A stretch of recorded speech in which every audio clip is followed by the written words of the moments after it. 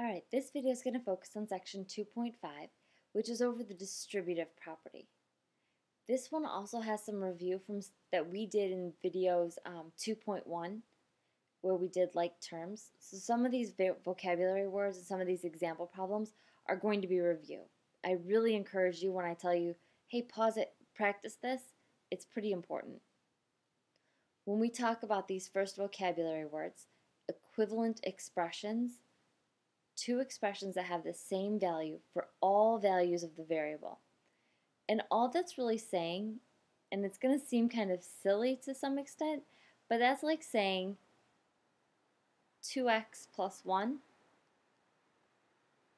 is equivalent to or the same as, say, x plus 3. The left is the same as the right. Now we aren't going to see examples that look quite like this in our problems today, but this is the kind of a problem that we're talking about. Equivalency implies things are the same.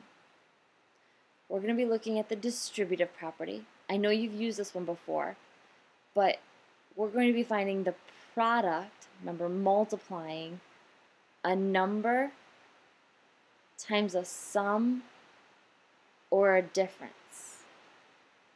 So we're going to be taking a number and we're going to be multiplying it times a sum or a difference. So we're going to have a number and then we're going to have a quantity. And that's how we're going to know to use the distributive property. It's a product, so we're going to multiply. Remember the word terms. There are 3 terms to this particular expression: 3x, 5x, and 7x. The variable terms are the ones with variables. So 3x and 5x are our variable terms. Let's underline those in green here. 3x and 5x. Remember, 3x is positive and 5x is also positive. And constant terms, remember from our discussion earlier this week, constant terms are numbers without variables, so positive 7 in this case. Let's go to coefficient next. When we look at a coefficient, remember we're looking at the number in front of the variable. So in our example up above, the first coefficient is 3 and the second coefficient is 5. Just the number in front. And we also talked about like terms. That's when we're adding or subtracting expressions. We're going to combine like terms. That's with addition and subtraction, the ones that have the same variable expression. So that 3x plus 5x would give us 8x. Now the biggest piece of this particular set of notes is over the distributive property. Remember, a, b, and c are real numbers. Can we do the distributive property? Do we have a number trying to multiply it by a sum or a difference? So when we look at this problem, we have a number times a sum. We're going to use these arrows to remind us to multiply. There are 2 multiplications happening. We need to do a times b and a times c and add them together. So we have a times b plus a times c. In numbers, it's nice and easy. 4 times 2 is 8, and 4 times 3 is 12, so that we end up with 20. Now notice that this problem, it doesn't make much sense to us to use the distributive property, because we would work inside our parentheses first and then multiply. But because the directions told us use the distributive property, then we should use the distributive property. Sometimes that multiplication happens when the number comes behind the quantity. So we would say a quantity times a number. But we're going to apply this same rule. We're still going to do 2 multiplications. We're going to do a times b, and we're also going to do a times c. Remember, put things in alphabetical order when we multiply. A times B is always going to be AB plus, because this is an addition problem, A times C, which is AC. So that whether the number is in front of the quantity or the number is behind the quantity, we get the same multiplication. So we would go ahead and we would look at this next problem.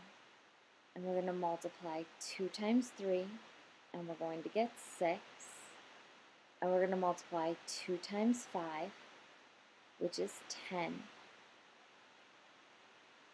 And we're going to finish our problem out by adding and get 16. Now we have the same two rules, except now we have a subtraction sign instead of an addition sign. We don't change anything. It's just subtraction in the middle instead of addition. So I'll go ahead and fill those in for you. Yeah, it's going to blip so that it's just all of a sudden magically filled in.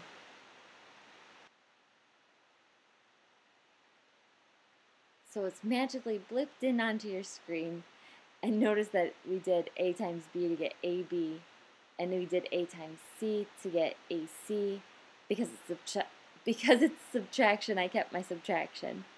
I applied the same rules to this number problem, and I got 14, which is what I was expecting to get. Alright, I'm going to blip out and blip back in with all of this next one finished.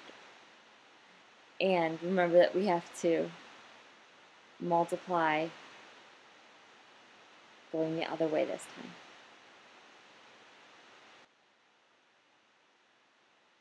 So I blipped back in, and I want to point out to you that it really doesn't matter where your arrows go, so long as you remember to do 2 multiplications. So subtraction and behind are the only 2 special things there. When we go to the next page, it should be a bunch of example problems and things for you to try. I have a couple of spots I want to talk about.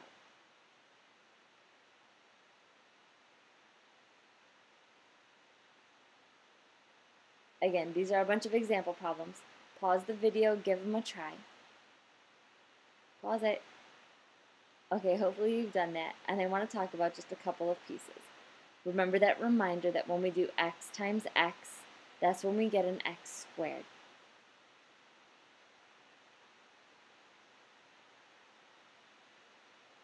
Be very careful with your fractions. If you have any of these problems that you didn't get correct, or any of them where you didn't end up with a binomial or 2 terms in your answer, like I did, then let's make sure we talk in class about those so we can figure out what mistake you made and prevent you from making it again. The next page goes back to identify the terms, like terms, coefficients, and constant terms of the expression. So this first step, write the expression as a sum. We want to change all subtractions into additions.